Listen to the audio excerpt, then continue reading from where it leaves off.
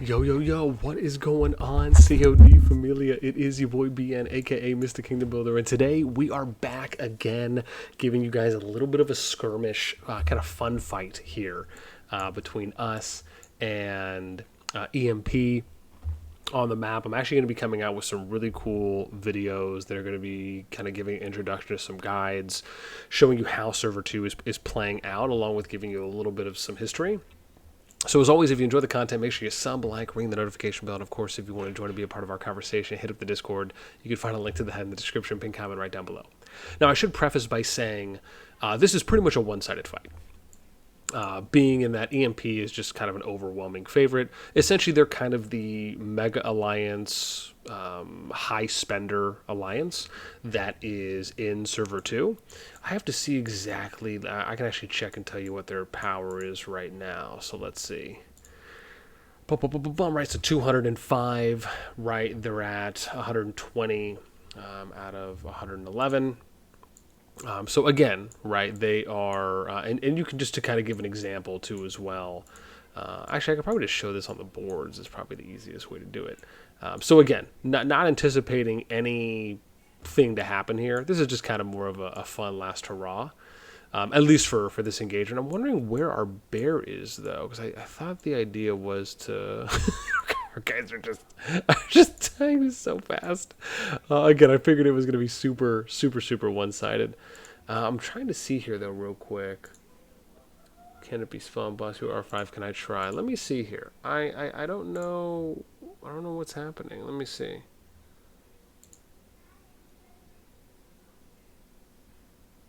Gather here. Maybe it has to be fully built. Interesting. I wonder why it's not working. So summon. What does it tell you for summoning rules? And so here you must strong for to attack or defend. Super skill, summoning behemoth. Hold on. Yeah, maybe the stronghold is choose whether to attack or enemy stronghold or defend yours. Let me see if I probably can't do it here because it probably has to be built. That's the assumption I'm going with. What happens if I click it and Bear didn't summon? The Bessel. I think these structures may have to be fully built in order to summon Behemoth. It did not let me. Yeah. Has to be fully built. Yeah, so again, super anticlimactic. We were actually hoping that it could have been fun just to do the summon.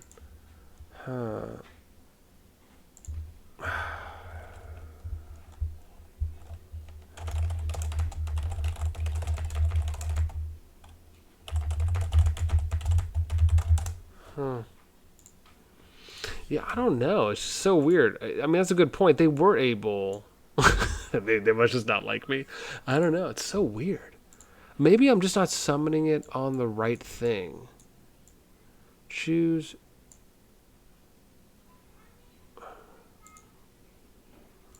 Let me see. Maybe I just can't summon it on. Well, that's a learning experience at this point. What is that really? What do you say? Yeah. That's so weird. Yeah. Okay. Save the bear for defense either. Yeah. I have tried to summon the bear a few different ways. Yeah. Yeah, I don't know. I'm assuming, like, I don't want to try and do it on other. But anyways, with that being said, right, super easy. Let's see here what I got going on.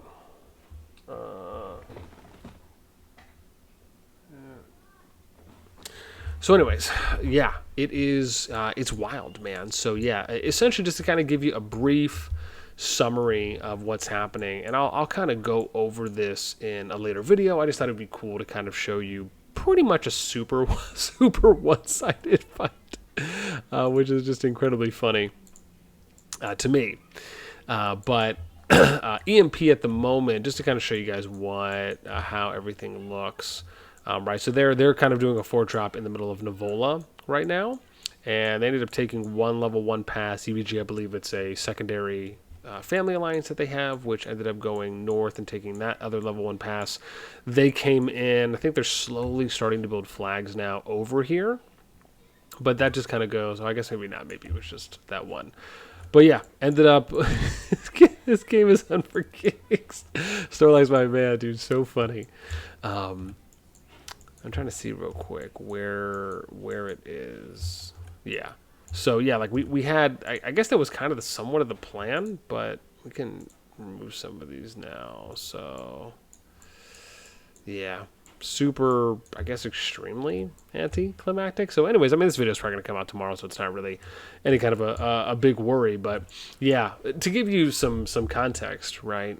EMP in short is just kind of trying to take over everything, it seems, in the kingdom, and or at least however much it may be, right, if we want to be specific. And like we said before, right, kind of just a spender mega alliance that's forming. Don't really know obviously how much that's going to extend, but so far, at least from what we've heard, they're planning to take over a few more regions and then just kind of fill them with their alliances. So, you know, we'll end up seeing if that's how it ends up going. But yeah, I mean, don't get me wrong, right? I think the important takeaway here is that people can play, right? However they decide is unforgiving troops.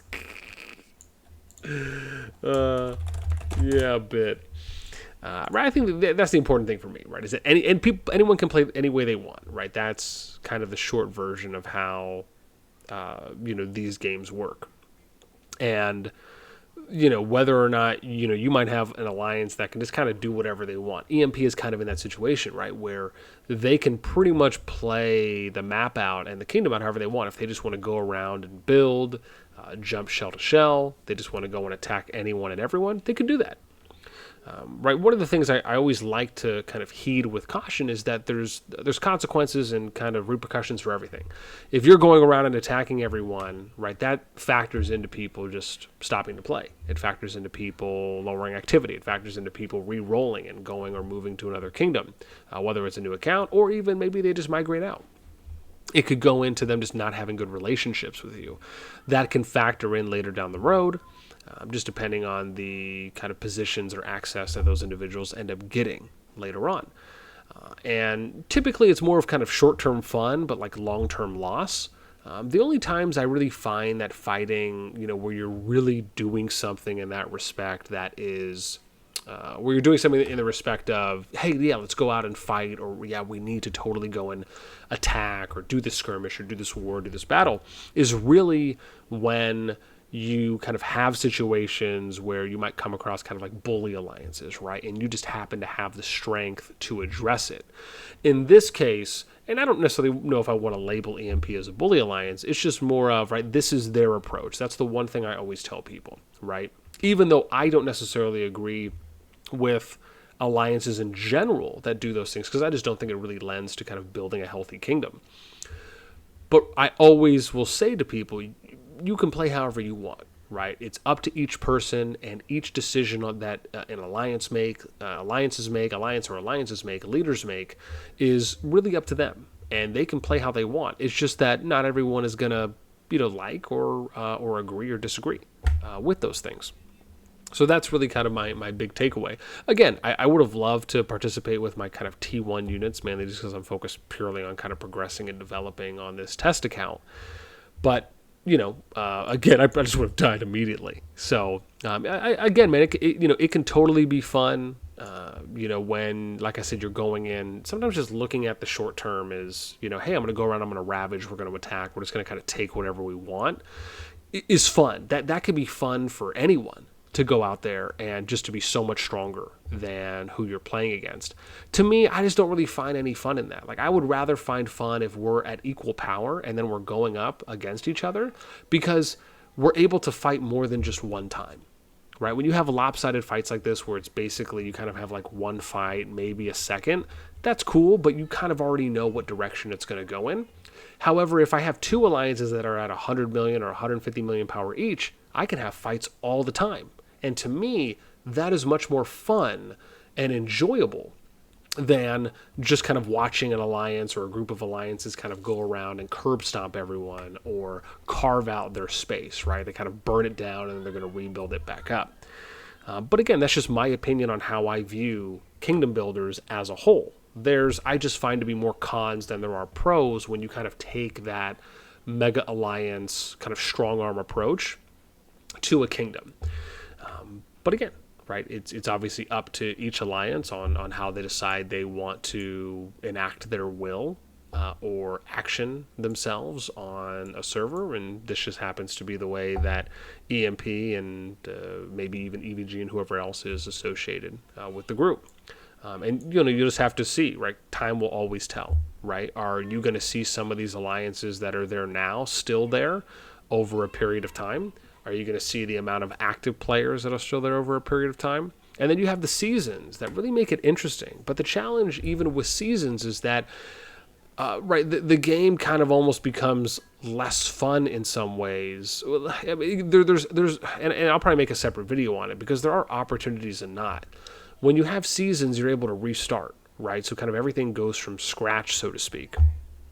But you still have to do some rebuilding, and that can kind of lend some kind of fun. Hey, we're going to reset and do some things. That can lend some fun to people.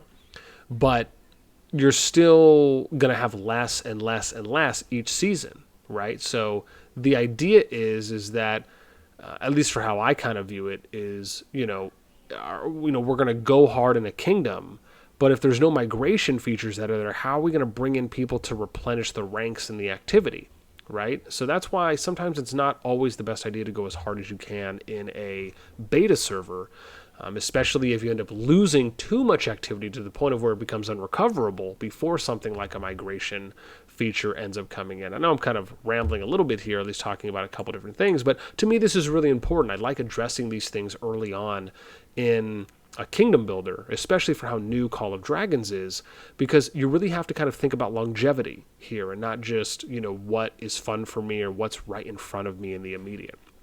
With that being said, again, right? I'm sure I'll figure out, or someone's going to post in the comments and let me know what's up with the whole behemoth thing. On maybe I was just doing something totally wrong. I'll have to go and read some chats and ask some questions because, again, even in this case, right, you're still kind of learning some of the mechanics through trial and error. So hopefully we'll have a little bit more opportunities to do that as far as advancing. With that being said, man, I hope you guys enjoyed this video, kind of more so me talking with just a little tiny tidbit of sprinkle action, and would love to hear any comments and views down below on anything I've shared. As always, that's it for me. Until next time, I'll catch you later.